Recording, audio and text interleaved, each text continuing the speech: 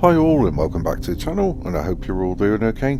Right, sprint race for me wasn't as exciting as I was hoping it was going to be. I was expecting some rain or hoping for some rain, and it didn't happen. But still, beyond the front runners, of course, there was quite an interesting battle going on between Leclerc, Sainz, Alonso, and that. It was really quite interesting, that was. But anyway, I'm going to start off tonight with Nico Rosberg, because he's told Mercedes to show patience in their search for Hamilton's replacement. Speaking to Sky Sports, he said, "Antonelli is definitely a superstar of the future, but unfortunately timing-wise it is too early for him and too early for Toto. He needs to wait until somewhat later in the year as we see how Antonelli does in Formula 2. He needs a strong season in Formula 2 to even make it a possibility of going straight to Mercedes. Otherwise, if anything, some time at Williams would make sense." And I agree with Nico Rosberg here, because I think there's far too much to learn in Formula 1, and I think he needs to spend some time at Williams first. But that's my opinion, of course. And Nico Rosberg has also accused Lewis Hamilton of making the same excuse whenever he is outperformed by George Russell. Hamilton explained his Q1 exit by claiming that he was running a different setup to Russell, but Rosberg was having none of it.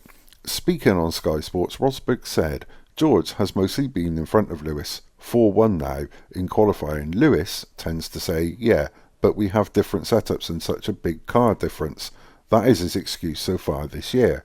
Each time he says that, George says, "The last time I checked, the cars are pretty similar." He has gone again for that, so it's interesting, and it's true. George did say after qualifying earlier today, he said, "We're pretty similar on the setups. We both went in a similar direction, and there's a small difference. Directionally, very, very similar between the two of us, but we both made big changes from the sprint race.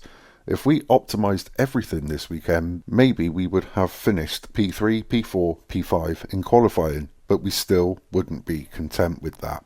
And finally, coming on to Stefano Domenicali, he suggested that Formula 1 could add even more sprints to the calendar next year in spite of Max Verstappen's opposition to the format, and it seems Domenicali will not be deterred from pressing ahead with an expansion. He said, "It's a reminder that we have a duty to make sure every day there is some action on track, to respect the fans who are coming here because they want to have fun."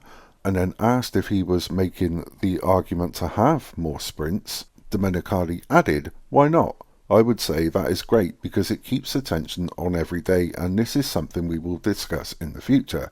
Let's see how this year with the sprints go, but that's a point of discussion. For sure, what I want to discuss, we need to avoid every possibility to have a situation like Japan. With cars not running, it's not good for the people coming to see us."